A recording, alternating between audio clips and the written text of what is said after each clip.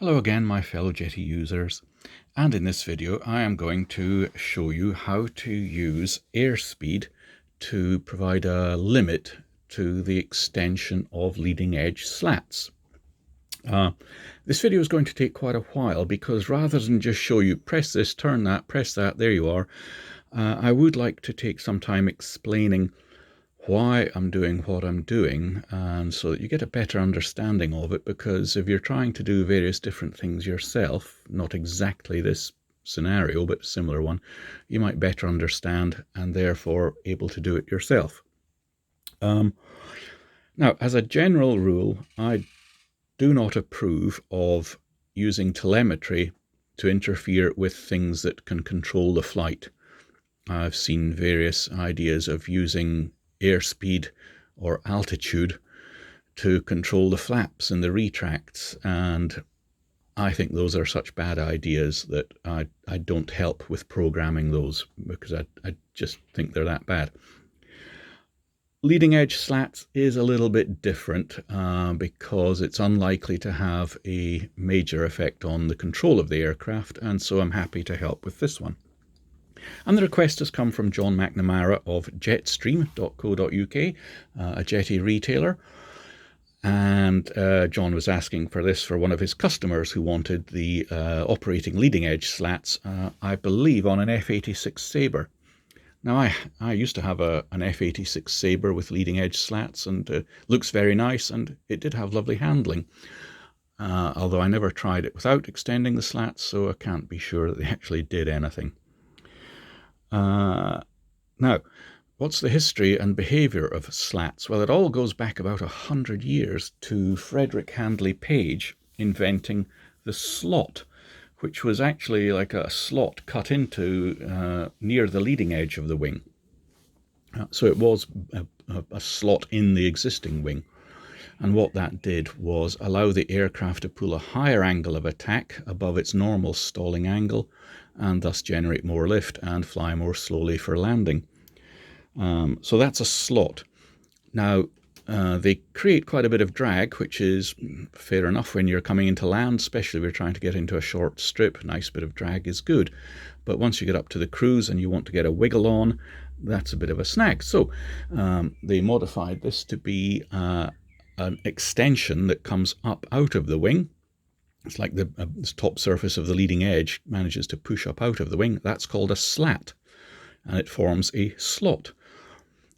And the behaviour of these is not the same as flaps. I think people tend to think you should have them as proportional controls, so that, you know, a bit more and a bit more and a bit more produces more and more lift.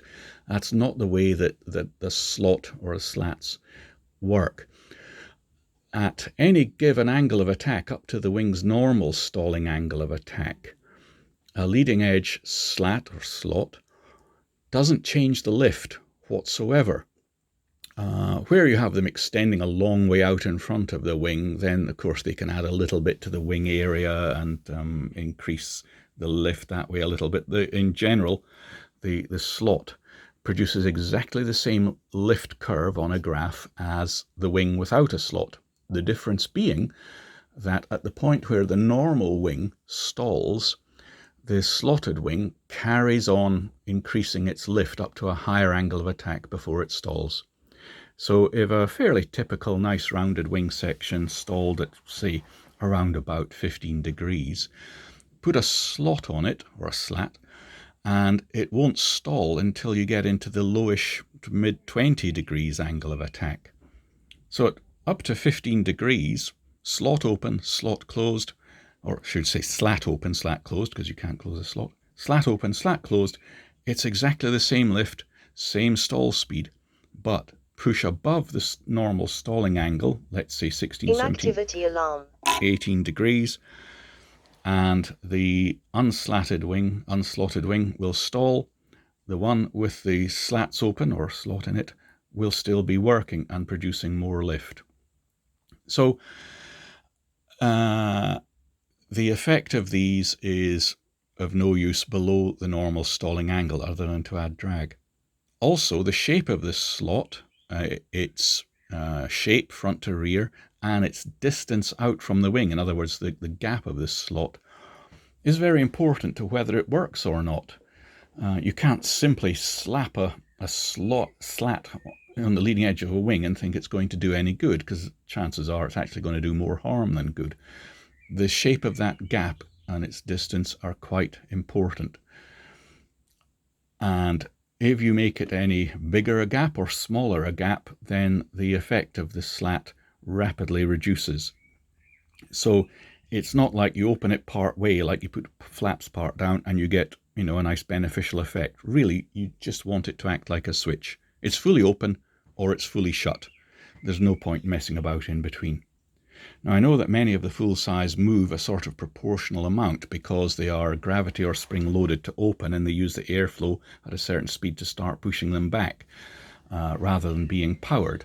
Things like even the good old F-86 Sabre, the jet, they just opened naturally and used airflow to push them back. But the fact that they opened and closed gently over a sort of speed range wasn't the issue. It was just that's how it worked. They didn't really have a proportional effect. So we can set this up as a switch using the telemetry control.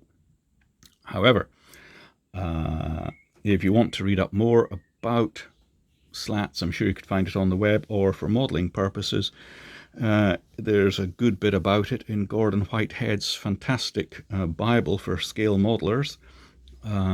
His book, I think it was called Scale RC Model, or Scale Radio Control Models, I don't think it's available anymore, but if you can get a copy, it's well worth having. Now, from our point of view, what we need to do, of course, is avoid very rapid switching. Now, I've got a little setup here with, there's the pitot probe there, there's my airbrush pointing at it to generate some airspeed. And if I've got it set up properly, what I've done is set the telemetry control direct to the servo at the moment. And I'll show you model functions assignment slats. So it's running off MX1, the telemetry control. And the telemetry control says it switches at 24.6 meters per second, and I've chosen that because John asked for an example of at 55 miles an hour. And although we can put the displayed telemetry and logging in miles per hour, which is what we in Britain work with, for some reason when you get inside some of the telemetry controls, Jeti only offers it in a metric thing. It won't let you choose the type of unit you want. So very quick Google, convert 55 miles an hour to meters per second. There we go. Okay. So we'll come back to setting up the telemetry control properly in a moment. Here's our readout. What I'm going to do is take it up to just about 55 miles an hour. Now watch the servo, because we've set a single trigger point, and if you happen to be just cruising along at that speed, what you can then end up with is the number just jittering either side of the trigger point and your servo driving the slats wiggling rapidly in and out. So let's just have a quick look at that.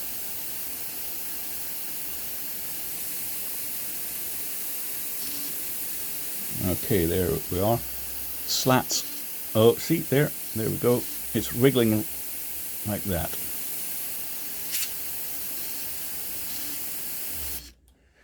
There we go. And that is slats open, slats closed. Now we want to avoid that sort of behavior. If you just happen to be, going around your circuit at the trigger speed, we don't want this happening. So how do we do that? Okay, let's have a look at our telemetry control then. And we'll set that up to start with. So I've given it a label called speed. I've enabled it. I've chosen my sensor. You go in here, it lists all the things you can choose from. So I've chosen my velocity. Type of control, it's a switch, not proportional. Remember, slats, there's no point in a slat being proportional. The way the aerodynamics behave, it's just not really worth it. And the condition I've chosen is if x is less than, in other words, if the velocity in meters per second is less than 24.6, i.e. 55 miles an hour, Then it would switch on. If the velocity is above that, it will switch off. Okay, so our trigger point's 55 miles an hour. Below that, telemetry control switches on. Above that, it switches off. How do we avoid that rapid flicking behavior if your speed just happens to be around that? Well, there's a couple of ways. You could set a duration, so it has to have crossed the trigger point for a certain amount of time before it will actually change. But I like this one a little bit better. 24.6 meters per second, or 55 miles an hour, give or take, plus or minus some number.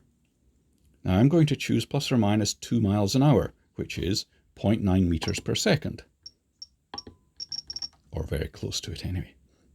So basically now what I'm saying is that the trigger point is no longer 55 miles an hour, it is 53 to 57 miles an hour. Now, how this is going to behave depends how the chap at Jeti, who codes the software, coded it to behave.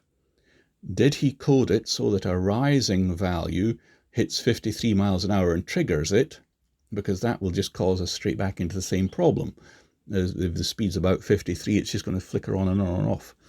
Or did he code it that it has to be leaving the other end of the range to trigger on and then come back the other way to trigger the off, as it were? So does a rising value, for instance, have to get up to 57 to switch it off, but have to fall back to 53 to switch it on? So I did some experimenting, and yes, that's the way it works. So it's lovely. By putting in this 2 miles an hour, or 0.9 meters per second, plus or minus, it creates a gap there that a rising airspeed has to go through this one to switch the switch off, but fall through this one to switch the switch on again. So we get that 4 mile an hour bracket where it allows the speed to wiggle up and down without the rapid switching of the effect. So that's good. There we go. That's got rid of the rapid wiggling effect, and I will demonstrate that in a second. The other thing we have to think about in telemetry, when you're telemetry controlling anything, is what happens if there's a telemetry dropout. There could be a failure of the sensor. It could be a bug. Gets trapped in the little pitot tube, bit of dust. There could simply be a radio telemetry dropout. For a moment, something in your model manages to blank all the aerials. It doesn't blank out the signal, you're still in control of it, but there's a high noise floor with other transmitters on. The telemetry signal coming back is weaker than your outgoing control signal, so your telemetry will drop out before your control signal of the plane drops out. And I've had this a few times using an M-bar on the gear pressure, and the gears suddenly start popping up and down. You wonder what's going on until you discover this default value. So what happens if, for a moment, there is a loss of telemetry? We can default it to minus 100%, which is switch off, or plus 100%, which would be switch on. And think, what do you want the slats to do if there's a momentary telemetry dropout? Do you want the slats to come open or closed?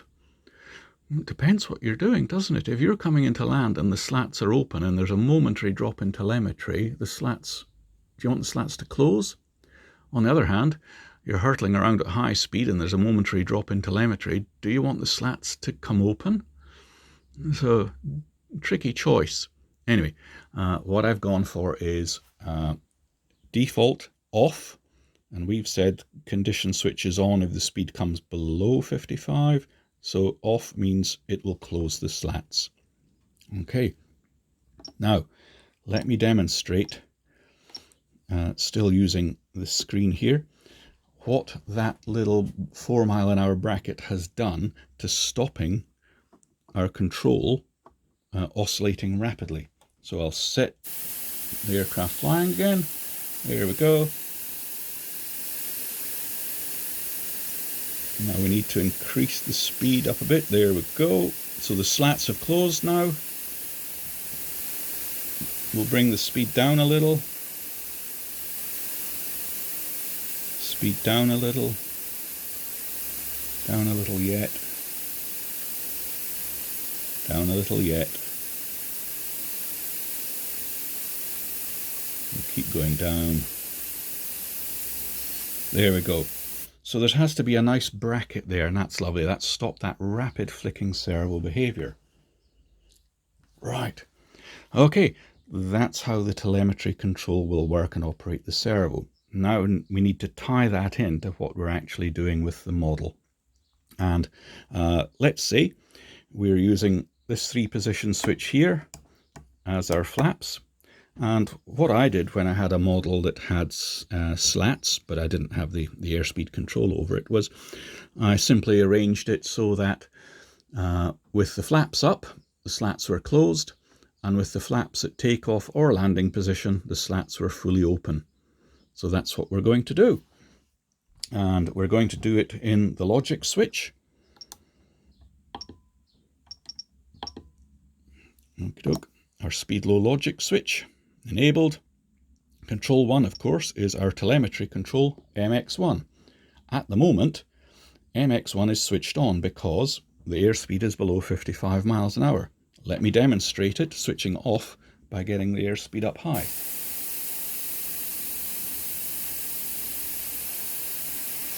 There we go. See, MX1 has gone off because the airspeed's above 55 miles an hour. I'll bring our speed down low again, and MX1 will switch on as the speed goes below 55. There it goes. Okay, and control 2 is my switch that I'm using for the flaps. I'm simply using the switch as the control, not a function, not fancy function curves or anything. But let's look at how we set it up. I'll clear it out. Suppose I've got the switch in the uppermost position, which for me would be the normal flight position, and I move it to the center. This is not going to give me what I want. I'll switch off reversing there. What I want is the switch to be in the on position, or the output anyway, to be on when the switch is at middle and bottom, and off when the switch is at top. And that's going to give me an off, on, off, which is not what I want. I want an off, on. Okay. So instead of starting with the switch at the middle position, upper position switching to the middle, I'll put the switch to the middle, clear it out, and I'll now move the switch to the end point, and I'll move it to the end point where I want the output to be off. The reason I've done that is the output's gone on, but it means the other 2 positions are off. By pressing the reverse, I get that.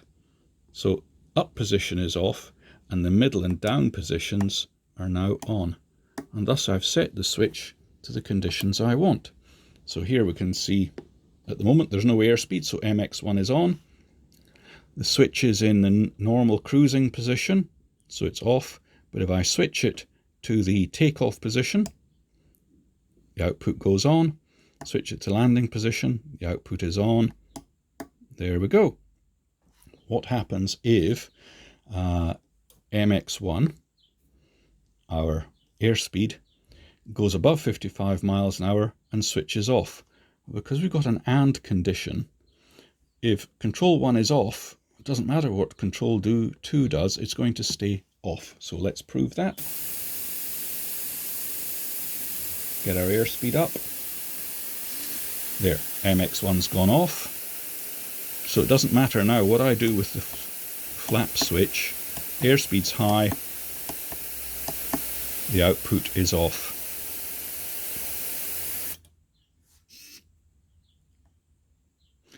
Don't worry about the servo moving when that didn't change. Remember, we haven't allocated this logic switch to the function yet. So that's what we're going to do now. To our model, function assignment, and we'll change it from being the simple telemetry control, clear that out, and assign it now to the logic switch. Say OK. There we go. Now then, my flap switch is in the normal cruising position, so the slats must be closed. Slats closed. I move the flaps to the takeoff or landing position, our speed is below 55 miles an hour, so the slats should open. There we are, takeoff and at landing. So now all we need to prove is that as the airspeed rises or falls, when we're in the cruise position, it has no effect on it. So first of all, we'll do that. So there's airspeed above the trigger, airspeed below the trigger, that's fine, and our slats have not moved because we're in the normal cruise position. Right, let's assume we're flying along and we move the slats to the takeoff position. So the slats should come out, but our speed is too high. So I'll get the speed up nice and high, move the control, which should open the slats, but you'll see the slats don't open. And I'll then start reducing the airspeed, and you'll see, dunk, at the relevant point, the slats come open. So our speed's up nice and high. Move our flaps down. So our flaps are down, but the slats won't open yet until we get the speed down below the relevant number. And there we go. Now, just assume you've taken off. We're in the takeoff flap position. And off we go, zooming upwards, but we haven't quite removed the flap to the cruise position yet. And the aircraft's still accelerating, but the slats will close themselves.